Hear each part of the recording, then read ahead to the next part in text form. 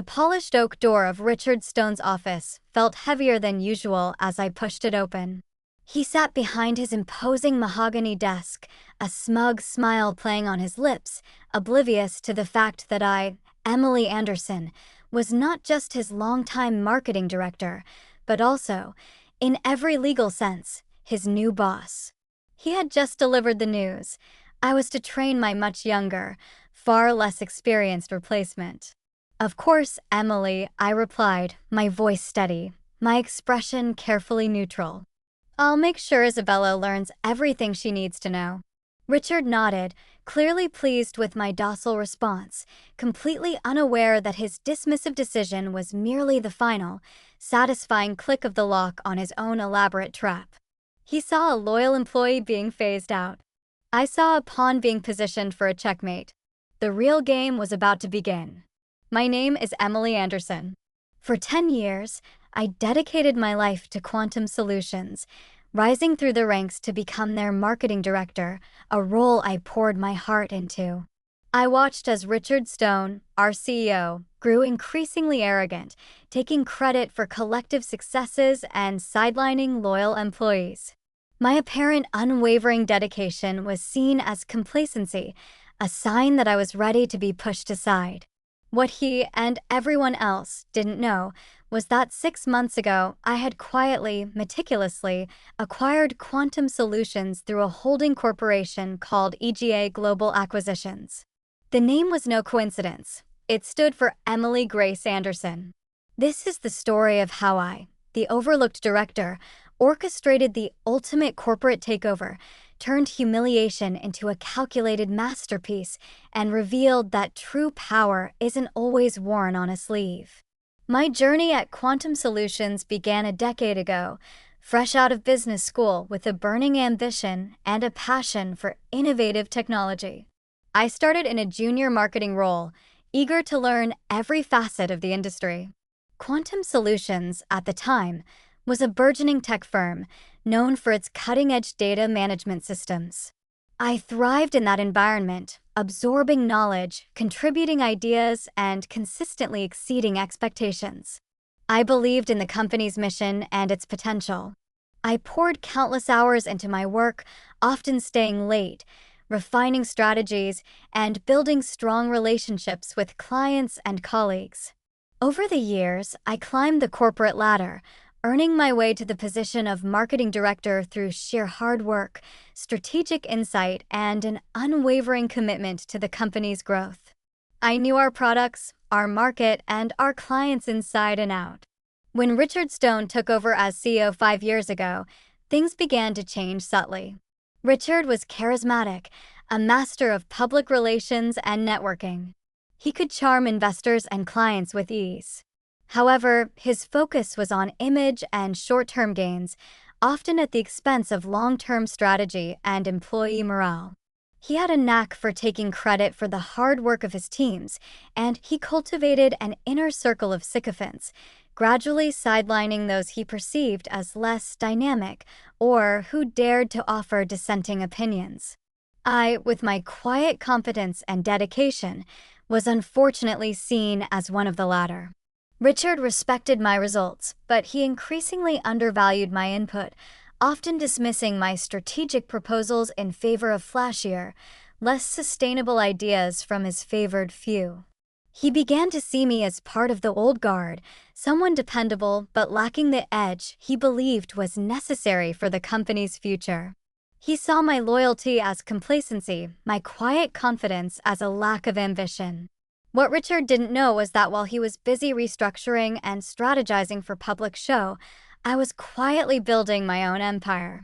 Over the years, through careful investments of my own accumulated savings and a modest family inheritance, I had diversified my portfolio significantly. I had always been meticulous with my personal finances, a trait inherited from my pragmatic parents. I also had a deep understanding of corporate finance, having taken advanced courses during my MBA and staying current with market trends. The idea of acquiring Quantum Solutions itself wasn't a sudden impulse. It was a calculated decision, born out of observing Richard's increasing mismanagement. He was making reckless decisions, jeopardizing client relationships, and burning through capital on vanity projects. The company, which I loved, was slowly being driven into the ground by his hubris. I saw an opportunity, not just for personal gain, but to save a company that had been my professional home for so long. I started discreetly. I engaged a highly specialized corporate law firm known for its expertise in complex acquisitions and for maintaining absolute confidentiality. We began by establishing EGA Global Acquisitions, a meticulously structured holding corporation designed to mask my identity as the ultimate beneficial owner. EGA, of course, stood for Emily Grace Anderson. The acquisition process was long, intricate, and utterly clandestine. It involved buying up shares from various smaller investors, gradually consolidating control without triggering any alarms or drawing attention to a single, individual buyer. It required immense patience, significant capital, and an unparalleled level of secrecy. I spent my nights poring over legal documents, financial reports, and market analyses, while by day, I continued my role as marketing director, maintaining my calm demeanor, playing the part of the unassuming, loyal employee. 6 months ago, the acquisition was complete. EGA Global Acquisitions held the majority stake in Quantum Solutions. I was the owner. Richard Stone, the arrogant CEO, was now technically working for me, entirely unaware of his true employer. My quiet, seemingly ordinary life continued, but now it hummed with the thrill of a secret power. I watched Richard's increasingly questionable decisions, his casual dismissals of my warnings, and his thinly veiled condescension, knowing that his reign was on borrowed time. The stage was set, not just for a corporate change, but for a meticulously planned, deeply satisfying unveiling. The day it all began, or rather, the day his downfall truly began, felt deceptively normal.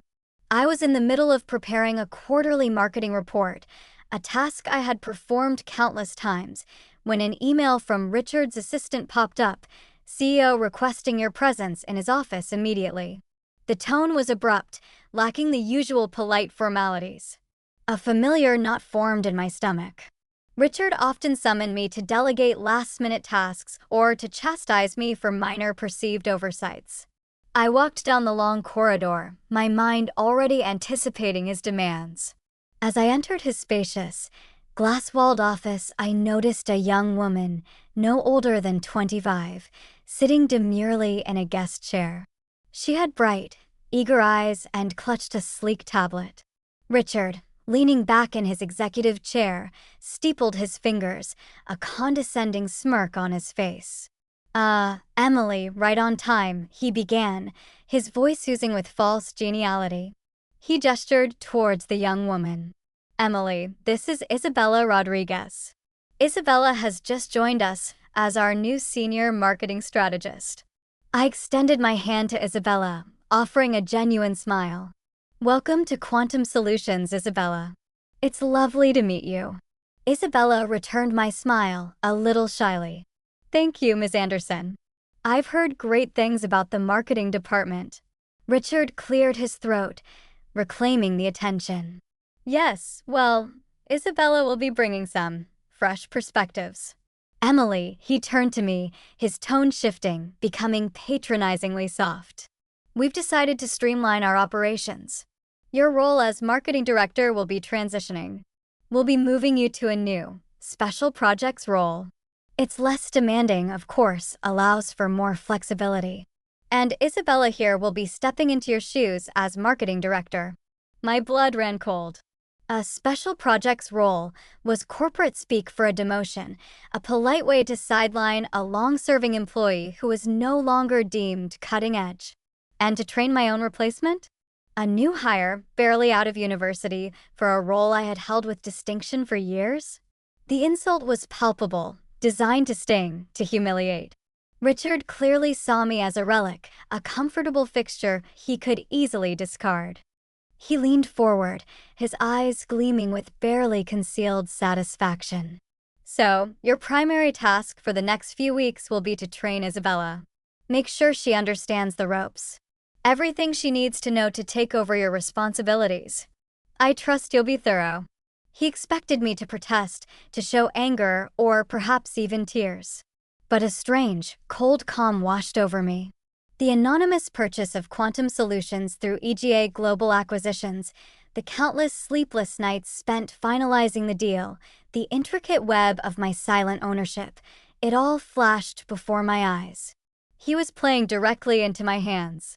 "Of course, Richard," I replied, my voice steady, my expression carefully neutral, betraying none of the furious satisfaction bubbling beneath the surface. "I'll make sure Isabella learns everything she needs to know." Richard nodded, clearly pleased with my docile response, completely unaware that his dismissive decision was merely the final, satisfying click of the lock on his own elaborate trap. He saw a loyal employee being phased out. I saw a pawn being positioned for a checkmate. The real game had just begun. The weeks that followed were a masterclass in controlled manipulation. I approached my new assignment as Isabella's trainer with a meticulousness that would have made Richard proud had he been paying genuine attention. I wasn't just teaching Isabella the basics of the marketing director role. I was systematically documenting every single flaw in Richard's leadership, every instance of his short-sighted decision-making, and every critical piece of information he overlooked or mishandled. I walked Isabella through the company's complex client relationships, highlighting not only the successes, but also the subtle tensions caused by Richard's recent missteps. I showed her the real-time market data, often contradicting the rosy, cherry-picked reports Richard presented to the board. I explained the intricate budget allocations, subtly pointing out where Richard had diverted funds from critical, long-term projects to inflate short-term gains for his own bonuses. I meticulously organized client feedback, separating the genuine praise from the polite diplomacy, revealing the growing dissatisfaction brewing beneath the surface due to Richard's recent changes. Isabella, bright and eager, absorbed everything, completely unaware that her mentor was systematically building a case against her CEO. Richard, meanwhile, grew increasingly smug. He would occasionally poke his head into my office, which was now smaller and less central, to check on Isabella's progress. He'd offer condescending praise. "See, Emily? Isabella is picking this up admirably. Good work. You're really settling into your new role, aren't you?" He seemed utterly convinced that I had accepted my demotion gracefully, too meek to challenge his authority. He was so consumed by his own self-importance, so blinded by his perceived victory, that he never saw the trap I was laying. Every document I showed Isabella, every strategy one explained, every client file I opened, was a carefully placed brick in the wall I was building around him. I was training Isabella, yes, but more importantly, I was quietly compiling the definitive dossier on Richard Stone's impending downfall. The opportunity for Richard's public unraveling came sooner than I expected. He was scheduled to present Quantum Solutions' new flagship product, Nexus, at a major industry conference, a presentation he had personally overseen and hyped relentlessly. I had, for months, advised caution, highlighting critical flaws in Nexus's beta testing results and the unrealistic market projections. Richard, however, had dismissed my concerns as being too conservative and lacking vision. He had even publicly ridiculed my data, claiming it was based on outdated methodologies. During the conference, the live stream of the presentation was projected onto the large screen in our common area. Employees gathered, buzzing with a mix of excitement and apprehension. Richard, in his element, launched into a dazzling speech, full of buzzwords and grand promises. But when he finally unveiled Nexus and attempted a live demonstration of its core functionality, the system crashed. Not just a minor glitch, but a complete, embarrassing freeze, accompanied by a blaring error message. The audience, including potential investors and key clients, shifted uncomfortably. Richard, flustered, tried to recover, but the damage was done. His carefully constructed image of technological prowess crumbled live on screen. Back at the office, the room was silent, save for the mortified gasps. Everyone looked at each other, then subtly glanced at me. They knew I had raised these concerns. They knew I had the data. Richard's key lieutenants, who had previously scoffed at my warnings, now looked pale. This was the moment I could have stepped in, offered a solution, proven my foresight. But I didn't. I remained silent, my expression unreadable. I knew that the real impact of this failure would be felt in the coming days as clients pulled out and stock prices dipped. My silence was not inaction, it was strategic.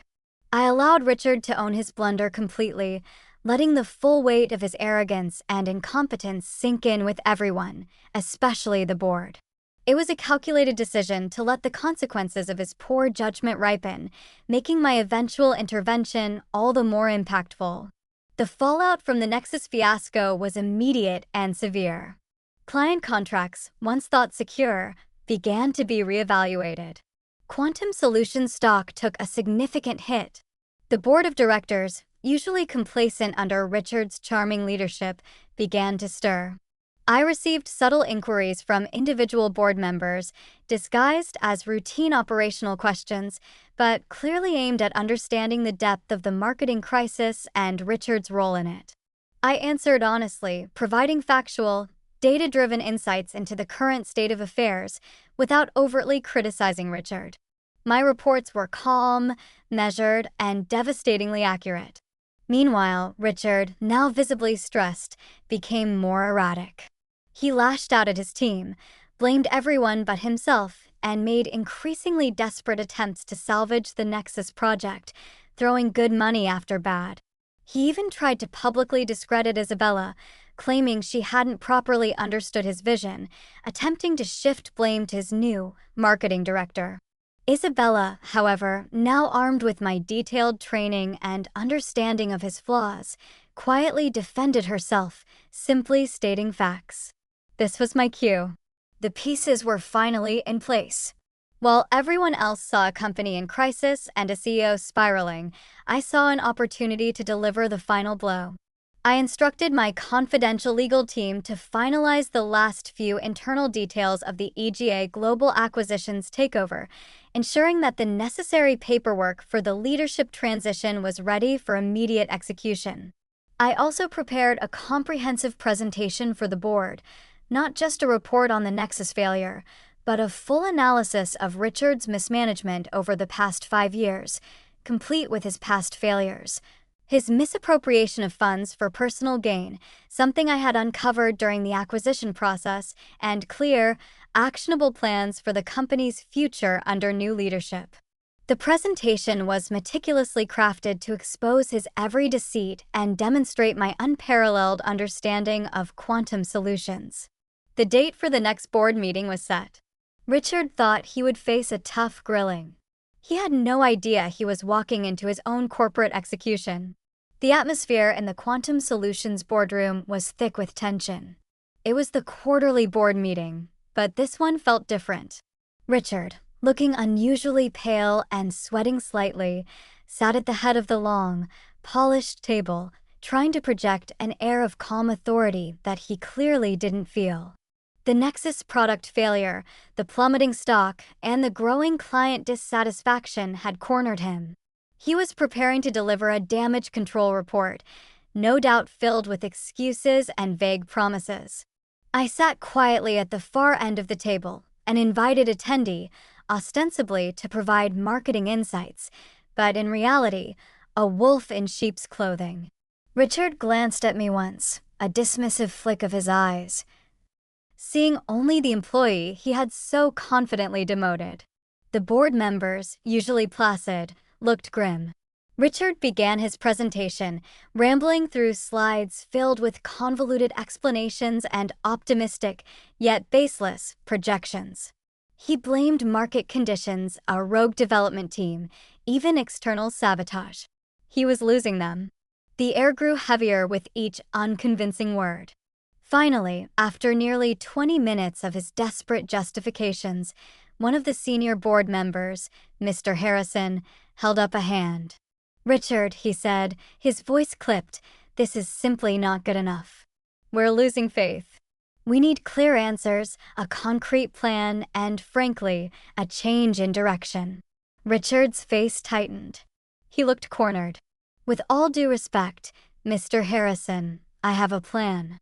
It will take time. I simply need more autonomy, more resources. He trailed off, sensing their growing impatience. This was my moment. I calmly pushed back my chair and stood up. All eyes turned to me. Richard looked utterly annoyed. Emily, what are you doing? This is a board meeting. I ignored him, my gaze sweeping across the faces of the board members. My voice, clear and resonant, filled the room. Mr. Harrison, gentlemen, I believe I have those clear answers and a concrete plan you're looking for. Richard scoffed. Emily, sit down. This is hardly the time for your special projects insights.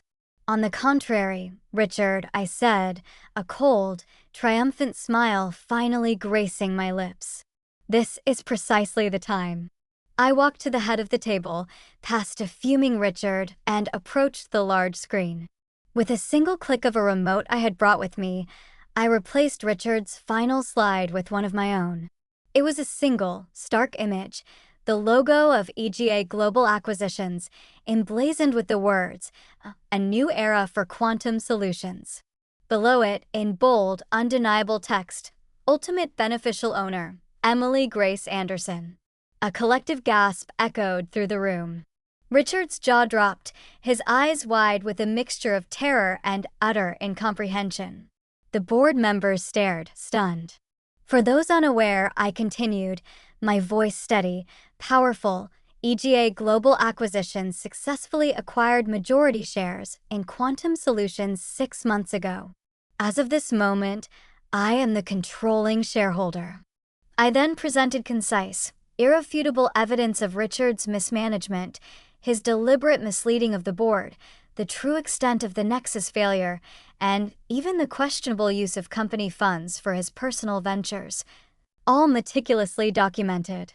Richard, I turned to him, his face ashen. Your era of mismanagement ends now. His mouth opened and closed, no sound coming out. He looked like a fish out of water. Effective immediately, Richard Stone, your employment with Quantum Solutions is terminated. You are to vacate the premises within the hour. Security will escort you. Richard finally found his voice, a strangled, disbelieving cry. You can't. This is impossible. It's not impossible, Richard, I countered, my eyes burning with the culmination of years of being underestimated. It's called due diligence.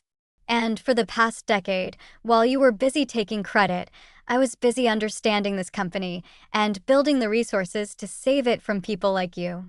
The board, after the initial shock, began to rally.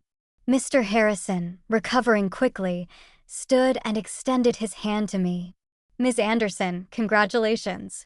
We had no idea, but we are immensely impressed and frankly relieved.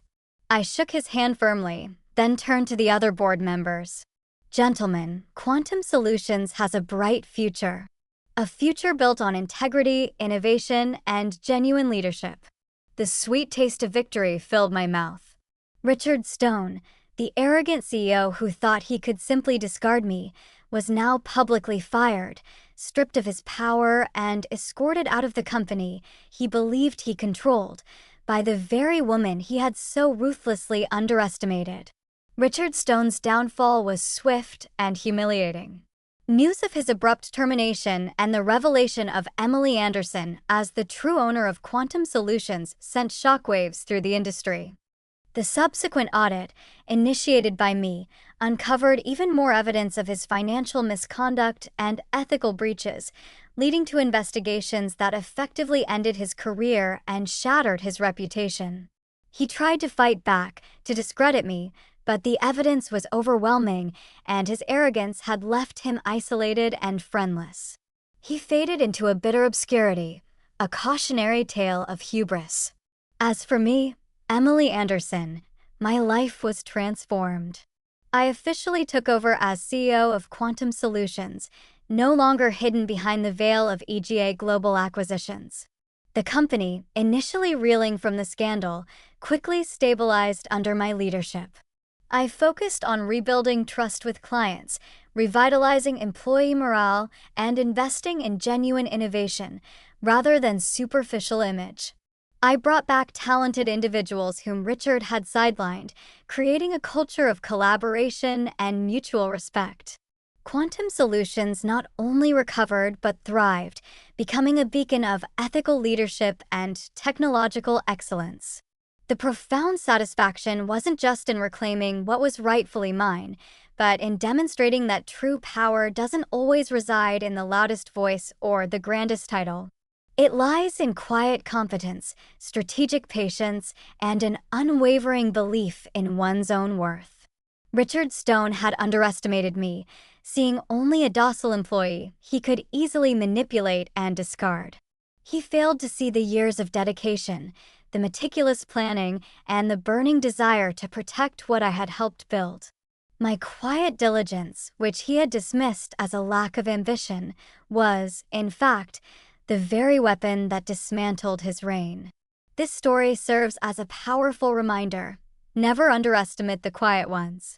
They might just be observing, learning, and patiently building an empire of their own, waiting for the perfect moment to reveal their true power and claim their rightful place. The sweetest revenge is often served cold, precise, and with an undeniable truth.